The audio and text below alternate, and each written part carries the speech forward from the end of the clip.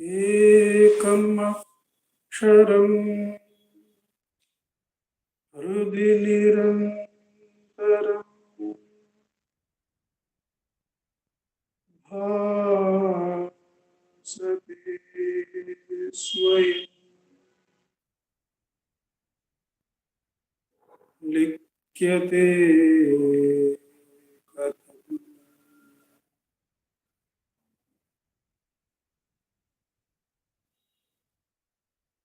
hridaya kuhara madhye kevalam brahmamatram yaham aham iti sakshat atmarupena bhati hrudi vishamanasa swam chinvata majjata pavana chalana rodha atmanishto bhavatvam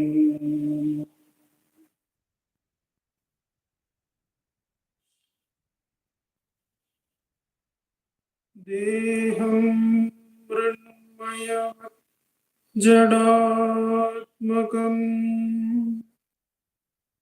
aham buddhirna tasyastyato naham tattata bhava shukti samaye siddhatma sadbhava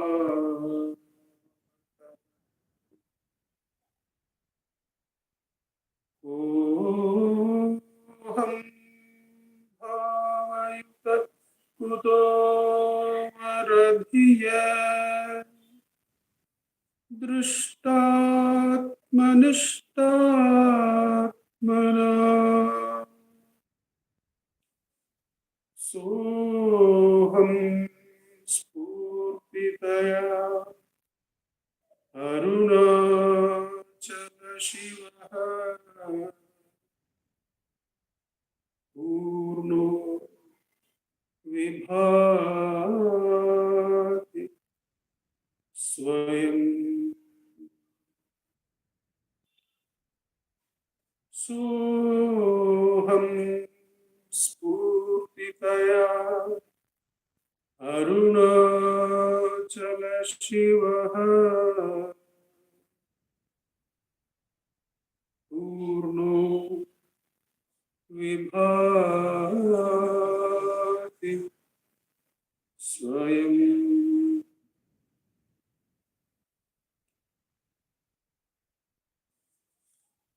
Namo Ramana. After the introductory session, we commence our meditations on Atma Bodha, mainly relying on the translation into Tamil made by Bhagavan and keeping in reference the Sanskrit original. There is one verse in between where the various versions have a difference, but we'll come to that when we come. Then we'll try to keep the Sanskrit version alongside the Tamil translation of Bhagavan. Bhagavan begins the work with a Mangala Sloka. The Mangala Sloka is only in Tamil. So we go through the Tamil version alone here. The first verse onwards, we will try to cover the first verse today. And we should be able to take up 2 verses in one session, if that's all right with everyone. But today we will try and look at Bhagavan's Mangala Sloka to the translation and the first verse of Atma bodham, the Mangala Sloka. Anma bodhamarul asanam shankaranau ஆன்மாவுக்கன்னியன்னாவனோ ஆன்மாவாய் என்னகத்தே இருந்தின்று Tamil சொல்வானும் அன்னவன் அன்றி மற்றார். ஆன்மாவின் போதம் அருள் ஆசான Sankaran. The Anma Bodha work is by Adi Shankara, that is affirmed by Bhagavan. The scholars, as is their wont, have a game time in inquiring as to whether the style of the work is in tune with the Brahma Sutra Bhashya and the commentary on Upanishads, the 10 major Upanishads by Adi Shankara, the styles of which agree with each other. So there are many scholars who enter into that area. There are lots of opinions there, but Bhagavan directly affirms that the Atma Bodha is indeed given to us by the Guru, Asana Shankaran. Here the Asan is for the Guru. Once one of the major poets in Tamil is asked as to how he is able to compose the verses extempore, even when the tune is being given to him. He says, just go through Kambar's Ramayana and just for Sita, there must be many words used by Kambar according to the need of the verse. The one word Sita has been called in so many ways by Kambar. So the vocabulary is so vast that automatically what is in tune with the verse, it comes. Here the word for Guru used by Bhagavan is Asanam. Anmavin bodhamarul asanam. One way we can resolve this triangle, who is the author, is a very simple way, is that whoever is teaching about the self, we need not worry about the authorship at all, because they are merely asking you, they are humbly removing themselves out of the scene. The work, the author, they are humbly removing themselves out of the scene and saying that the truth, the ultimate truth, lies within you as the self. So it's really not necessary on our part. The ball is clearly in our court, and one has to inquire as to what is the source of this I that we call ourselves. What is the source of that? So that is one easy way to resolve this tangle as to who is the author. The self is the author.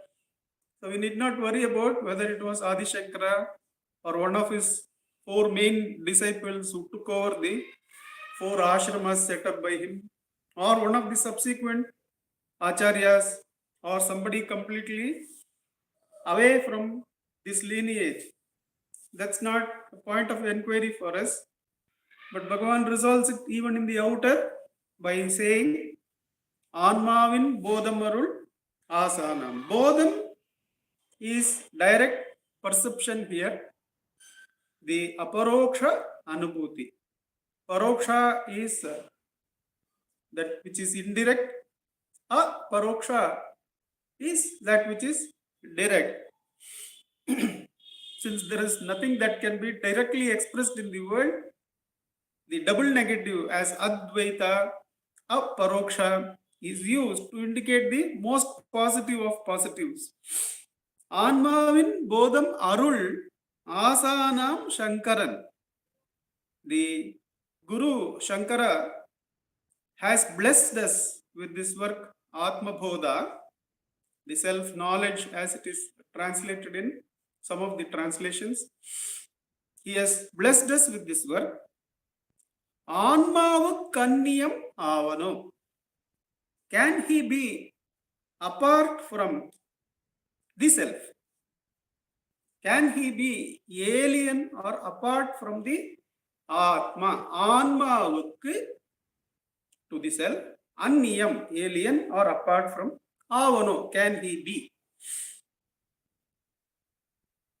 Anmavam bodhamarul asanam Shankaran. Au Anmavukku Anniyam Avano. Can he be apart from that self? So the implication to that question is, he cannot be. One of the religious teachers was asked by one of the disciples, why is it, sir?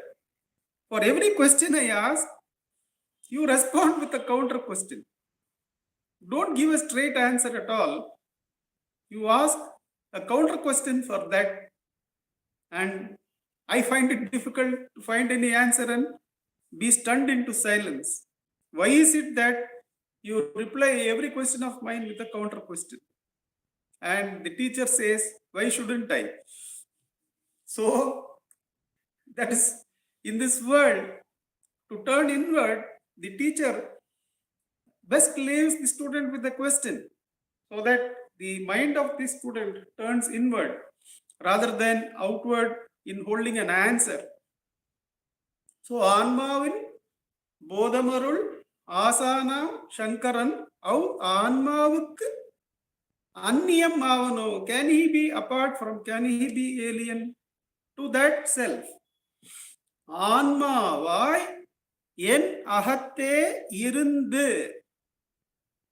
The author of this translation, Bhagavan Sri Ramana Maharshi, is saying that as the self, the same Shankara is remaining inside the I, inside the Ahaguhai of Ramana, as the resplendent self-luminous self that is present within the I thought.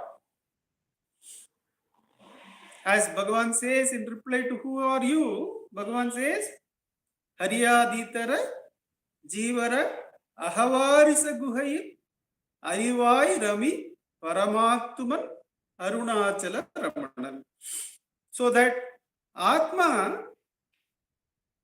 Shankara is as Atma, as he cannot be apart from Atma, as Atma. Today, as I am translating this, from within me, ennahatte irundu, there is no place or no time where the self is not there. There is no place or time, since all places and all times are dependent on the existence of the self. That's why Bhagavan's Brahmastram, that to know your existence, you don't need any other proof or any other validation, he says. Time and place, or a guru's form bound in time and place, need not reveal the self to you. That is, need not reveal your own existence. Are you not aware that you are existing? Says Bhagavan. And that is the Brahmastram, the only self-evident truth. That if you look for self-evident truth in Google, you will find this, that the I am is the self-evident truth. We see that in the Constitution of US, they try to bring in 3 self-evident truths from the perspective of Jiva. Find that right to life, right to speech, and right to property. The body being one property, then within certain rules, the society also gives a right to property and right to speech within those given rules, which doesn't infringe on the rights of others. So those 3 rights are self-evident truths, says the Constitution. But Bhagavan says that those 3 are also not present in deep sleep. In deep sleep, the right to separate life, the right to speech, and the right to property are not there. But the right to existence is not taken away. One does exist even in deep sleep, and one does not need another support to know that existence. It does not need a government or a guru or a deity to come and tell that you exist. So Bhagavan says, hold that. Hold that knowledge which is aware of its own existence. Everything else is lit up by that knowledge. That is the Brahmastra of Bhagavan, which we will be practicing even when we are going through the Atma bodham. Ennahatte irundu. The Atma, which is the self-luminous self, which gives a glimpse of its self-luminous nature as our awareness of our own existence without another light to reveal it. Anmavai ennahatte irundu. Bhagavan is writing within the eye of Bhagavan, the same Atma, the Shankara, is present. Indru Tamil Solvanum. Today, translating the Atma Bodha into Tamil, Annavan Anri Matrar. Is it not Shankara himself who is doing this translation also? Let us put it together. Anmavam Bodhamarul Asanam Shankaran. The Adi Shankara, the Guru who has blessed us with this work, which is the revelation of direct perception of the self. Can he be apart from that Atma, the self-luminous self? Obviously, no. Today, remaining as the Ullapurul, remaining as the what is inside me, is it not the same one who is writing the same work into Tamil? You tell me. Can it be anybody else? That is the verse, that is the Mangalam. Now, the obvious interpretation of this is that it is Shankara himself who is writing in Tamil. If you go back to the introduction, the last week or week before that, we had gone through the incident of Jayadevar narrated by Bhagavan, where, I'm sorry, it was not in the introduction, it was in some other session, that in Jayadeva's story, we find that Jayadevar is releasing the work Gita Govindam for the first time in the king's court, and as he is about to release, into the Sabha, into the Avai, comes an old man who says, stop this release, it's not a new work. Only a new work is worthy of such release. And goes on to recite some of the verses inside. And Jayadevar falls at his feet, as you must be the Ishvara himself, Hari. And Bhagavan narrates that to say, goes on to say that this own translation, we should not be surprised if somebody claims as his own at a later date, coming into this hall of ours.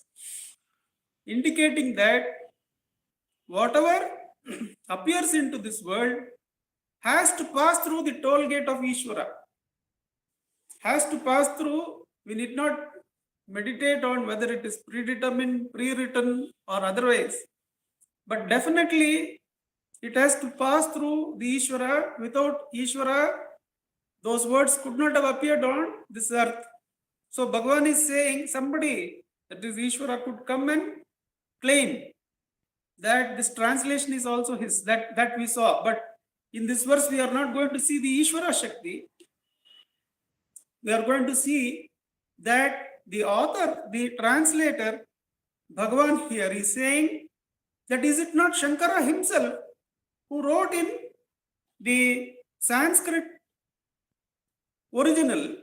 Is it not he, being not apart from the self? The same Shankara who is writing in Tamil now. That is one way of looking at it. But Kanakamal has a very interesting way of looking at this. That if the Atma is the constant, then it can be looked at that it is Bhagavan Sri Ramana Maharshi who, as Shankara, wrote the original also. So that is another way of looking at it. That since the Atma alone is there beyond time and space, it does not matter whether it is forward in time or backward in time. What is forward, what is backward, what is past, what is future, all that is nothing but the self. So if one is in tune with that flexibility, then one can easily see that it is the same Bhagavan Sri Ramana Maharshi who wrote the original in Sanskrit also. Of course, it becomes clear that in the last line, Bhagavan says, Annavan Andri Matrar. Annavan Andri Matrar. He is not everything the self. He is not everything the self is the finishing line in one sense. He is not everything. Not only Shankara the self, not only the Sanskrit the self, not only the Sanskrit work of Atma Bodham the self, not only Bhagavan Sri Ramana Maharshi is the self, not only Tamil is the self, not only the Tamil translation is the self, everything is verily the self. You, I, the time and space in between, everything is the Atma Swarupa only to the Jnani. Annavan Andri Matter, who else is there? As we keep repeating Bhagavan's golden words, Tannai Aridalindri, Pinnai Edarigilan. Without knowing the self, what is the point or purpose in knowing anything else? Tannai Arindidil. Once the self-luminous self is known, knowing is being there. That is, if one is the self-luminous self, then what else is left to know? Tannai Arindidil. Is there anything apart from the self-luminous self? The one who is abiding in the self is, as Bhagavan says to Nagalakshmama, everything is there present as the self. The sari, the beauty, the color, everything is present as the self, as the self-luminous self. Where is the need to look outside? For sari or for beauty or for color, there is no need to look outside of yourself. To turn inward and abide in the self is to be everything. Annavanandri Matra. Is there anything other than the self? That completely brings down the curtain on the whole thing. That the self alone is there. There is no division as time and space. There is no division as language. There is no division as past and future. There is only the Atma. That is another way of looking at the Mangala Sloka, where just as the Mangala Sloka in Ulladu Narpadu, the whole work is laid bare that everything is the self only. That even the very words we will be doing Nididhyasana about in verses 31 to 41, even those very words will vanish, as in the first 6 verses itself. the Acharya says, Katakarenvan, like the sadhana that you do, the self-attention that you do, the nididhyasana, holding the statements that the Adiguru is giving that you do, that also will vanish like the alum that has been put into water to remove the dirt along with the suspended particles. The alum will join, settle down, and will be removed, leaving the pure water. Like that, the jnana sadhana also will be removed, leaving the Brahman alone, leaving the Atman alone. So even these very words will be completely absorbed into the self-luminous self. That is the Mangala Sloka. Anmavin bodhamarul asanam shankaranav. ஆன்மாவுக்கு அந்நியம் ஆவனோ, ஆன்மாவாய் என்னகத்தே இருந்து இன்று தமிழ் சொல்வானோ, அன்னவன் அன்றி மற்ற R. It is the very same Shankara who is writing. We saw it is the Ishvara who is writing. It is Bhagavan Sri Ramana Maharishi. We used to have the happy presence of Dr. Subrai Sharma ji here in the South Bangalore Center. He would relish this kind of going back in time, referring to Bhagavan as Vyasa, referring to Bhagavan as Shankara. So that's what comes to mind, that he would say that it is the same Bhagavan Sri Ramana Maharishi who is none other than Adi Shankara himself, he would say. So that is one way of looking, as Kanakamal also agrees. And of course, the reality is that once abiding in the self-luminous self, the very words that came in support for Nididhyasana, Shravana, Manana and Nididhyasana, those words get absorbed into the self-luminous self. We go on to the first verse.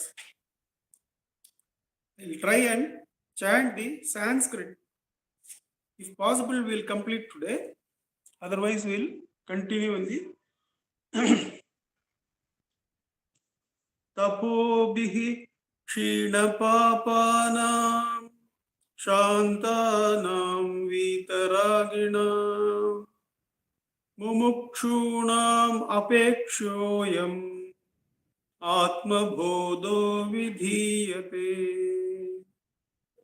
Tapobhihi Kshinapapana Shantanam Vitaragina Mumukshunam Apekshoyam Atma Bodho Vidhiyate. It's very self-evident, very simple, but we'll read the Tamil and then take the word meaning. The Tamil is Tavangalinal Pavam Tavirndavarai. Tapobhihi. Tavangalinal Pavam Tavirndavarai. Shanti Avirndavarai. Asai Arundarai. Bhavamukti Adaramarndarukku Adayattagum Anma bodhamamidu pugal. The Bhagavan's translation will leave the best of the scholars astounded. I came to know that only when I was looking at the translation of Ulladunarpadu in our first round 2 years back, when we were going through Ulladunarpadu for the first time. I had the translation of Robert Butler. What a scholar he is in both English and Tamil.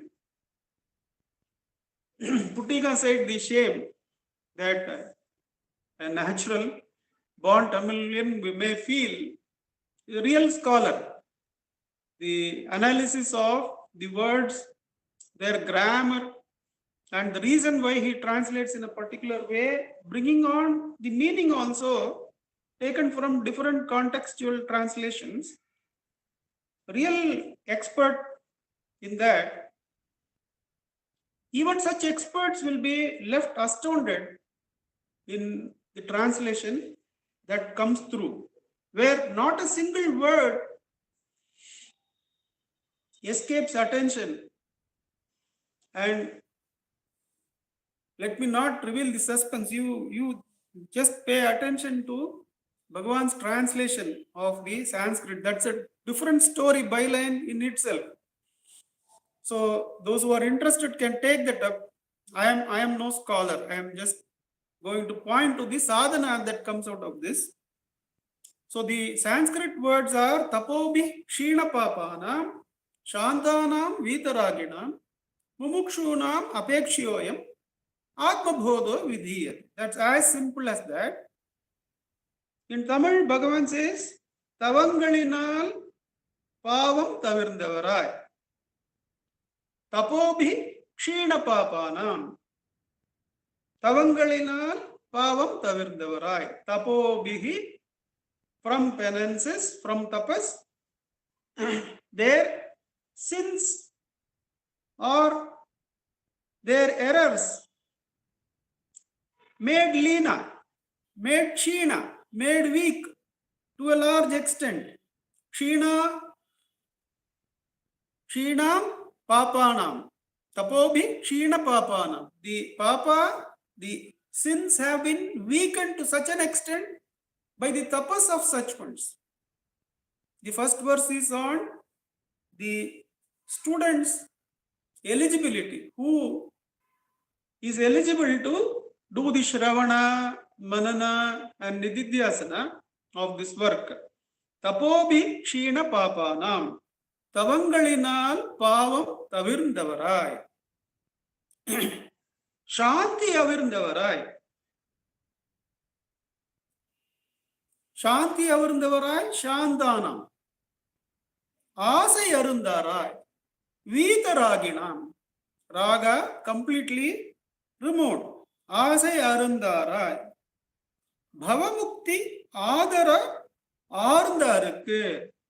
Mumukshunam. Bhavamukti. The freedom from bhava who are seeking. ஆர்ந்தாருக்கு அடையத்தகும் ஆன்மபோதம். Mumukshunam apekshiyoyam. Out of the request of the sincere mumukshus, those who are seeking liberation from the cycle of birth and death, for them vidhiyate, for them I am bringing out this work called Atma Bodha, says Bhagavan Adi Shankara. That's translated like this: Tavangalinal pavam avirndavarai. The tapas that the jiva take up in the karma area, knowingly or unknowingly, we do or we fail from doing. What do I mean? Fail from doing what has to be done dharmically, or do something that is not to be done. Either way, we are supposed to incur the result of adharma. The result of adharma is technically called sin. And in our Hindu religion and in the mainstream of the teachings that we have whole area of prayaschitta. How to remove these sins, that is due to commission and omission. Commission of acts that have been given a stop, and omission of that which you are required to do. Either way, we are said to occur sin. But how it is overcome? Technically, there is a lot of, it's a very complex area, the Prayaschitta Marga. But Kanakamal writes that there are two main types of penances. There are many types of penances, but she writes about two: Kricharam and the Chandrayanam. Kricharam and Chandrayanam. Both refer to the fasting tapas, the fasting penance. In Kricharam, the number of ball of food that you take, the penance is for 4 days, somewhere between 22 and 24 one handful of food you can take only once in a day. Then in Chandrayanam, the food is increased with the increasing moon from 1 kavalam to the 14, then down, from there down to 0. So the entire month is kept as a fast. These are some fasts that Kanakamal is referring to. There are a whole list of penances. But by taking up those, what happens to the jiva? The jiva is freed from the many of the sins that it has committed or omitted or incurred due to omissions. Shanti avirndavarai. So those who have come to peace, that Shanti avirndavarai is taken up asai arundarai afterwards. That is tapobihi, the penances taken up have reduced the sins, and the asai arundarai, the bondages that we have, that keep pulling us outside as desires for this or that. When we have attachment in relationships, we wish this or that for them instead of abiding in the self which they really are. But as we understand this, that each one is really having the Ishvara within, and each one is really the self, and it is the self and Ishvara who are primarily bringing the journey in them, then one starts turning inward totally, because the same Ishvara is only present in everyone and is present in me. I am not the primary contributor to them. Wherever Ishvara wants me to contribute, we cannot escape that. But our primary aim is to see the Ishvara inside, the Atma inside. Once we realize that, then the bondages really become non-existent, because all those relationships are only to find this inner light. Previously, what you called as husband, wife, son, daughter, grandfather, grandmother, all the lineages, everything is there only to find the Atma inside. So none of them will be called by the same label as earlier. Ishvara is present inside us. The Atma is, the self is present inside each one. It is that which is carrying each one towards the perfection. And where that wants us to take place, act in the outer area, we cannot escape it anyway. So we need not try to avert or to desire it. So the desires get dropped once we understand the omnipotence of God and the presence of God as the Atma within everyone, the omnipresence of God as the self within. Then the asai arundarai, the desires that we have for others and for ourselves, that gets cut. And when the desires are cut, and when the errors that we make are all now weak, then what happens? There is a peace. Shanti avirndara. There is a peace. Though it comes in the middle, the Shanti comes once we are freed from the desires and freed from the unnecessary errors of hurting others, of bringing injury to ourselves and other jivas. And those things become weaker and weaker, because the primary thing is what? The primary thing is looking at the one light within. Shanti. So the three things, the tapas, which reduces the sins, and the cutting off of desires, understanding the truth, this leads to the sadhaka being more and more at peace with the world and with himself, So, their only desire now is to be freed from the Bhavaroga. The Bhavamukti Adhara Arndarukku. The ones now who are desiring only the Mumukshutva, the freedom from Bhavaroga, because that is what is veiling the light within. That Bhava, which makes me attached to the name and form, is the single veil that is covering the self-luminous light. Arndarukku Adayathagum Anma bodham meedu Ugal. That this Atma Bodha, these ones are the ones who are eligible to investigate, to do Shravana, Manana and Nididhyasana of this work called Atma Bodha, translates Bhagavan. Let's put it together. Tapobhihi Shina Papana Shantana Vitaragina. Tapobhihi Kshina Papana Vitaragina.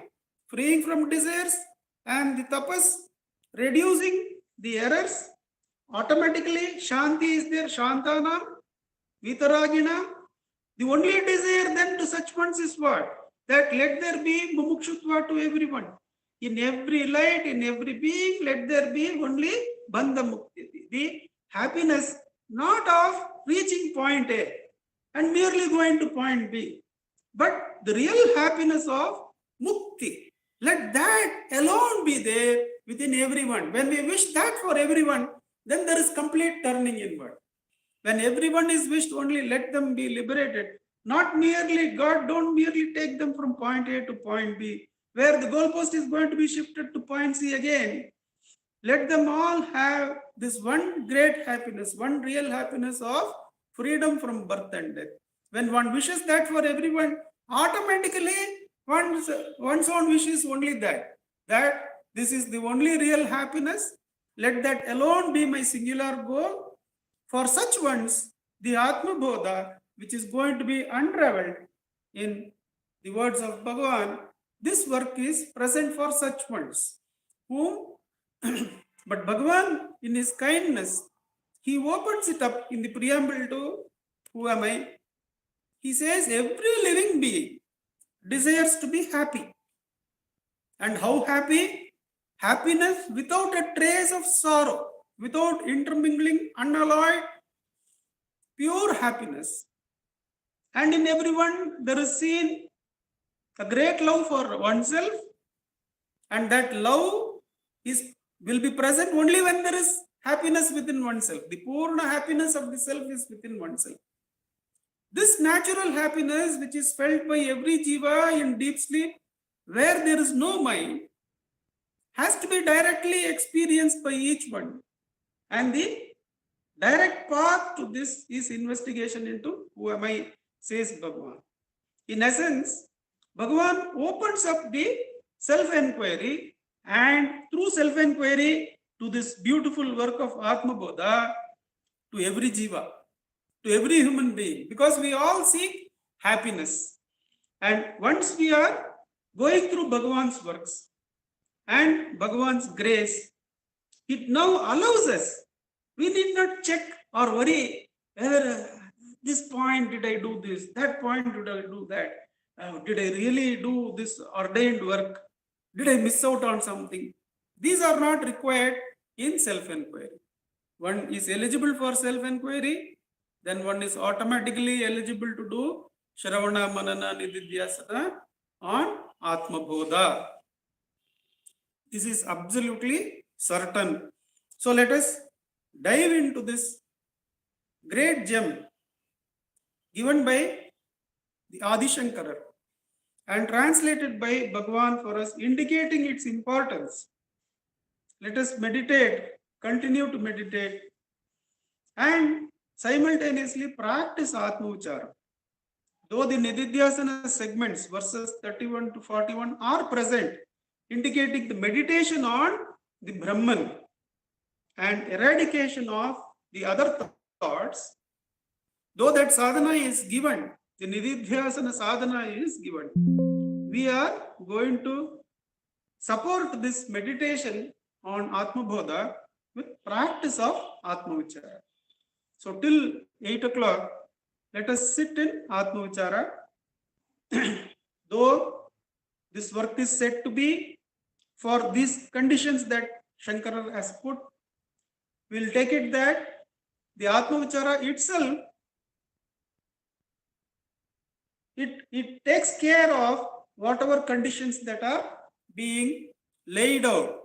That is, one should have done enough tapas to remove the sins, one should be freed of desires, and therefore the natural shanti should be there within, and one should be mumukshu. Other than the liberation from birth and death, nothing else is desired. All that is taken care of by practicing Atma Vicharam.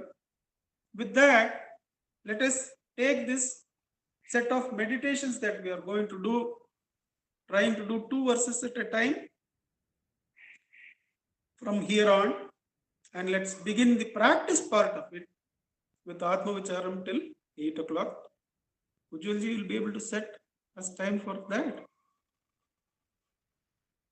We'll listen to Akka at 8 o'clock on completion of this practice.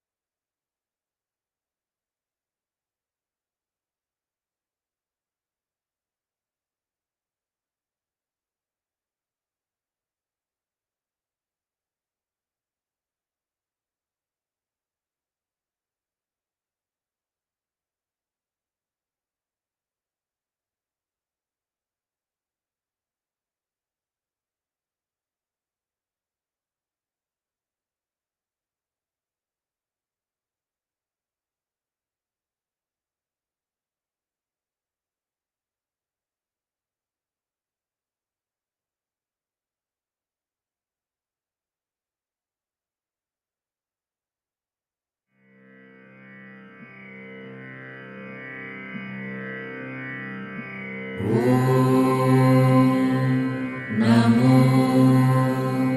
भगवते श्रीरमणाय।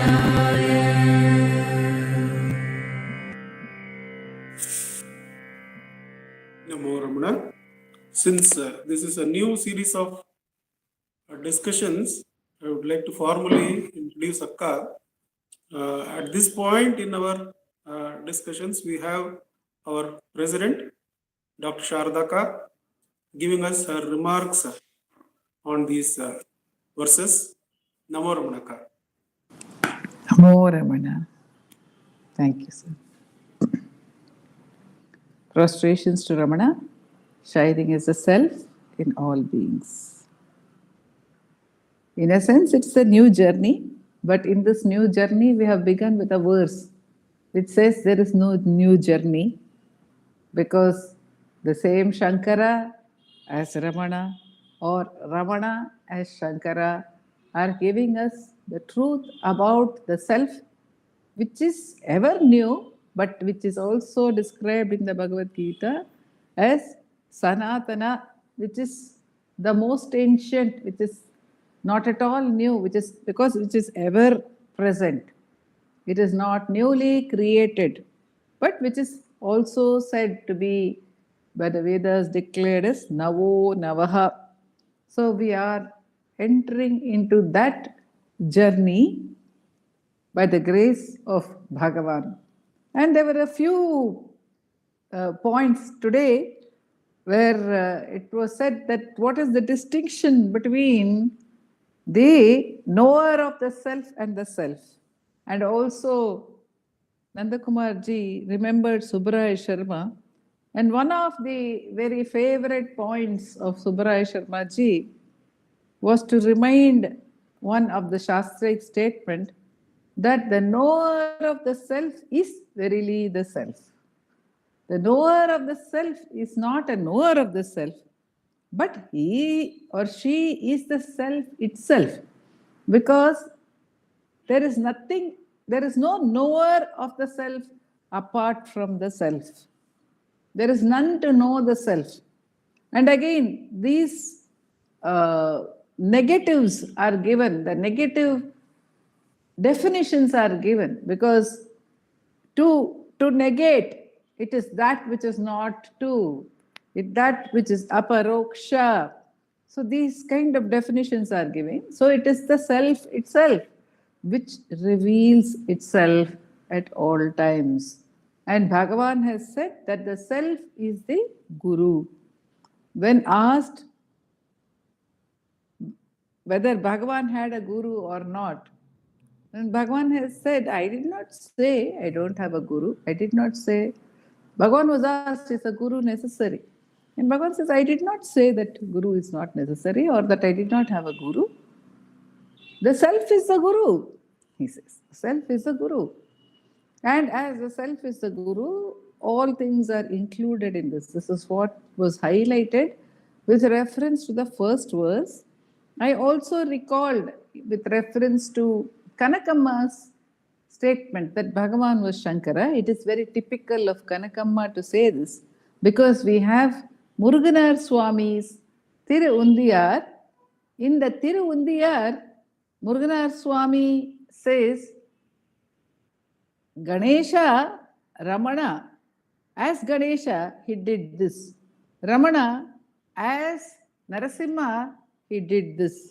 Ramana, as Shiva, he did this.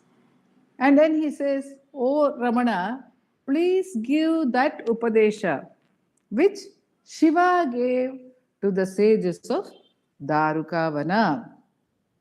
So that Upadesha which Lord Shiva gave, you are that very Shiva. So that very Shiva is Shankara, that very Shiva is Ramana, that very Shiva is the self. And that is the most important part. So this Upadesha is springing directly from the self. The Anma bodham is being given by the very self. The self reveals itself.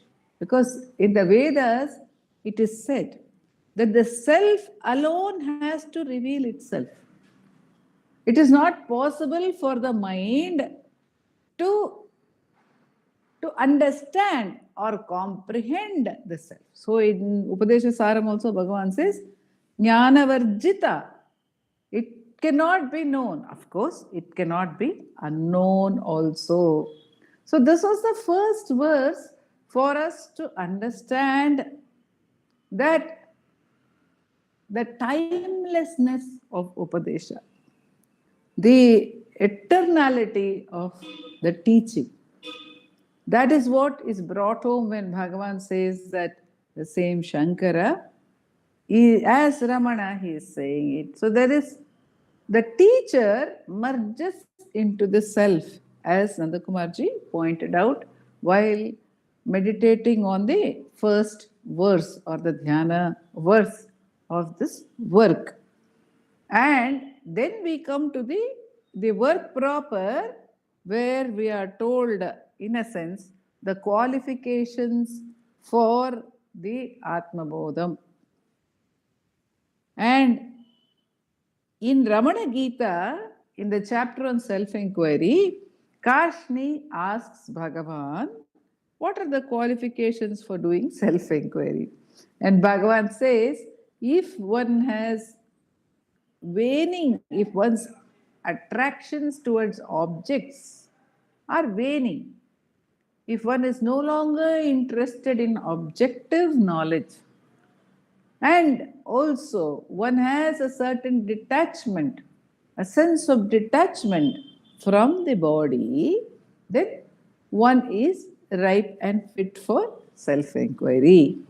But at the same time, in that very chapter, Bhagavan says that the doing of self-inquiry itself is most purificatory. Swavimarsho mahat punyam. He says inquiry into the self is the most purificatory. Mahat punyam. Pavananam hi pavanam. It is purer than the purest. It's purer than the purest. So, the whole point is, if one is eager to do self-inquiry, then that itself is the best qualification, the most important qualification. And further than that, one need not worry. If one is eager for Anma bodham, that is the most important qualification. That is the mumukshutva. Mumukshutva is the eagerness to experience it. And why is eagerness given as a qualification? Because Shraddha is very important. Without Shraddha, without eagerness, one cannot attain any goal. If there is half-heartedness, one cannot attain any goal. Bhagavan has given a story of a guru having two disciples, and the guru found that there were two identical answer books. And the two identical answer books, then he asked the students, who has copied from whom? And it was found that one is a rich student who, who gave something in return for the answer being copied into his book to the other student who was a poor student. He told the guru, it is I who did this. It is I who asked him to write in my notebook for me. And the guru told him, it is good that you are telling the truth, but it is not enough. You should have Shraddha. Unless you have Shraddha, unless you are eager to learn, you cannot learn. So the mumukshutva which is mentioned over here is the eagerness. So when there is eagerness, the experience will come automatically. And in the path of self-inquiry, such eagerness is a great boon. In the sense, if we are eager to do self-inquiry itself, nothing further is needed.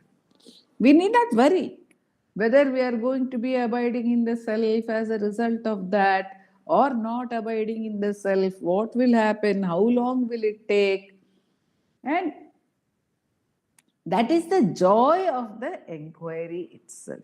If just for the pure joy of the inquiry, if it is done, then that itself is the goal, that itself is everything. Because this Bhagavan is assured that when self inquiry is done, one does immerse into the self.